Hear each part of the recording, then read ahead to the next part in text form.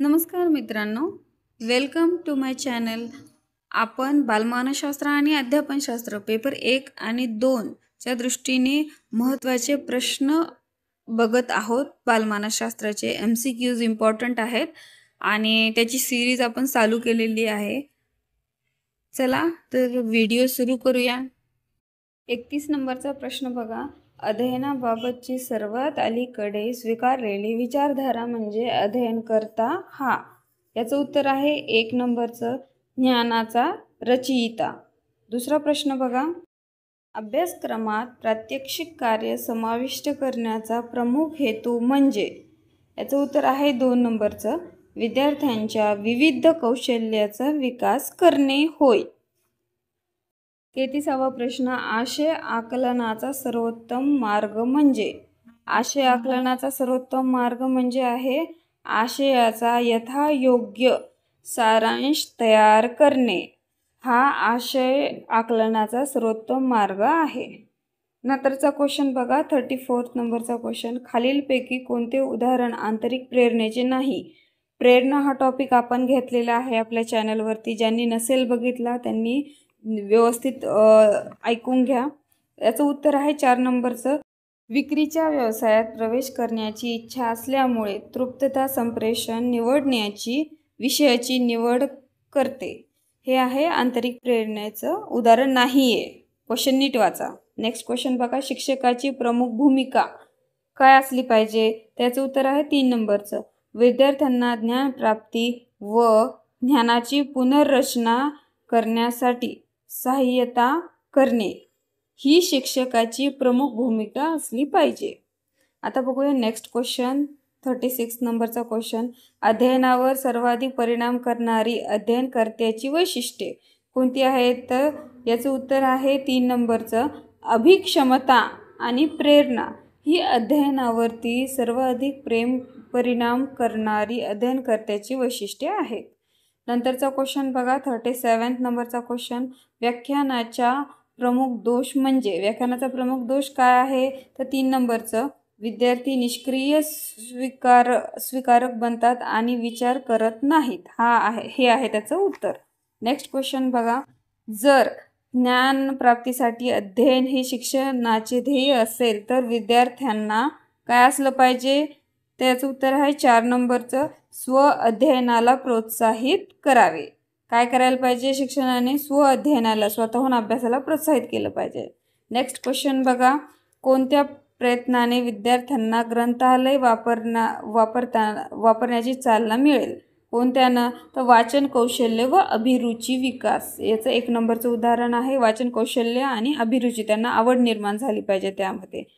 Next question बघा, सध्याच्या मूल्यमापन प्रणालीत खालील बाबीत मर्यादा आहे। कोणती मर्यादा आहे तर 2 नंबरचं उत्तर आहे याचं, जीवन व व्यवसायातील यशाचे भाकीत करणे हे त्याचं मर्यादा आहे।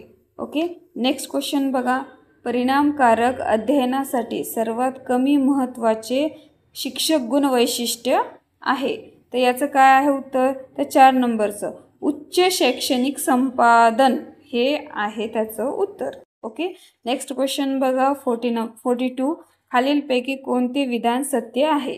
खालीलपैकी पूर्ण विधाने तुम्हाला वाचावं लागेल। सध्या मी इथे एक उदाहरण जे आन्सर आहे याचं ते सांगते, प्रेरित नसणाऱ्यांपेक्षा प्रेरित अध्ययनकर्ते अधिक चांगले शिकतात। ओके, आता बघा याचं 43 नंबरचा क्वेश्चन, चांगल्या धारणेची खात्री खालीलपैकी कशामुळे देता येते। कशामुळे देता येते तर विद्यार्थ्यांचा सक्रिय सहभाग असल्यामुळे त्याची खात्री देता येते।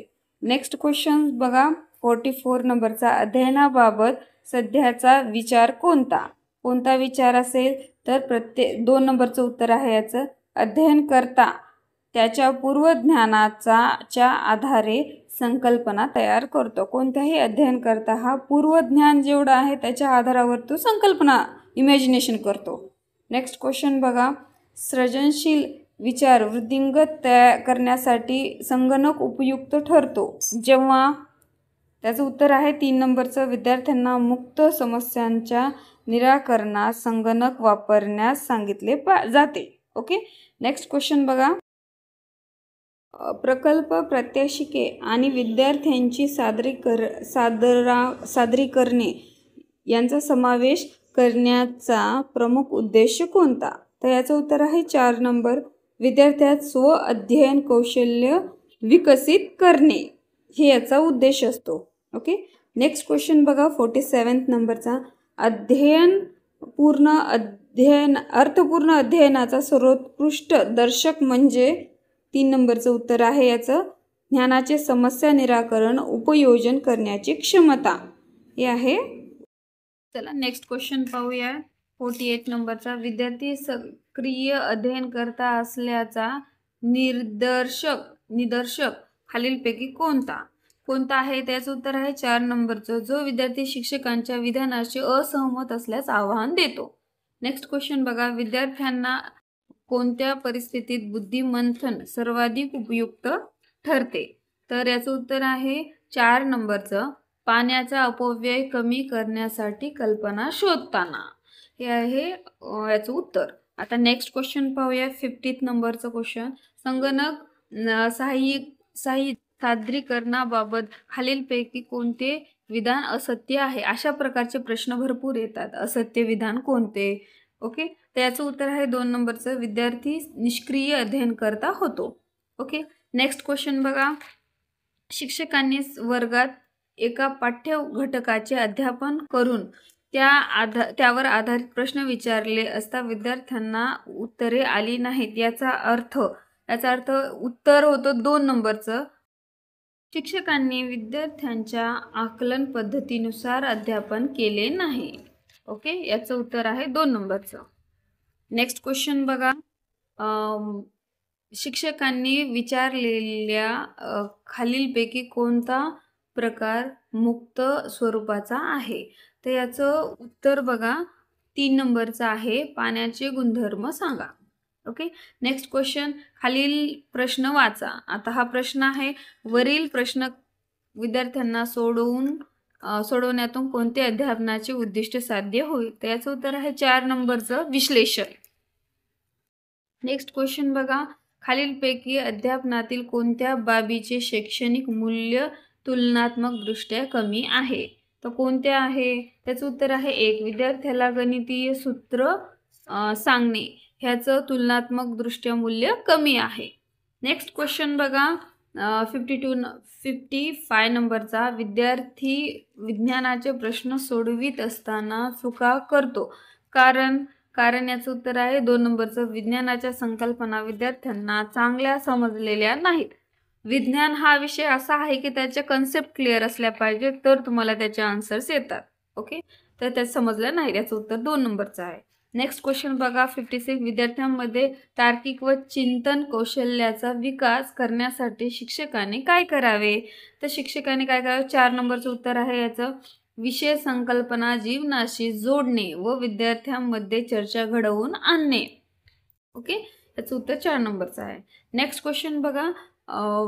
शिक्षकांनी अध्यापन करताना खालीलपैकी कोणत्या बाबीकडे दुर्लक्ष करावे? तर कोणत्या बाबीकडे दुर्लक्ष करावे? तर याचं उत्तर आहे 3 नंबरचा.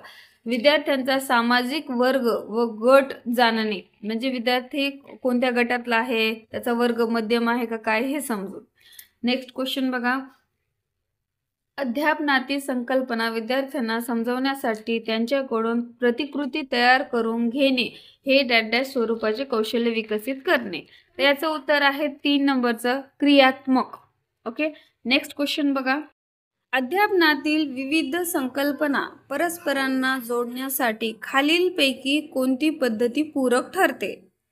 तर याचं उत्तर आहे 1 नंबरचं संश्लेषण पद्धती, म्हणजे संयोजन पद्धती ही पूरक ठरते. ओके, परस्परांना संबंध जोडून समजावून सांगण्यासाठी. ओके, नेक्स्ट क्वेश्चन बघा 60 नंबरचा. शिक्षकाच्या अध्यापनाच्या उद्दिष्टासंदर्भात खालीलपैकी कोणते विधान चुकीचे आहेत? मित्रांनो, क्वेश्चन्स नीट वाचत चला, आपल्याला चुकीचे विधान विचारलेलं आहे. तर याचं उत्तर आहे 3 नंबरचं. अध्यापन उद्दिष्टे ही तात्कालिक व संकुचित स्वरूपाची असतात. ओके, नेक्स्ट क्वेश्चन बघा. राष्ट्रीय अभ्यासक्रम आराखड्यानुसार सर्वच विषयाचे अध्यापन डॅश असावे. कसे असावे?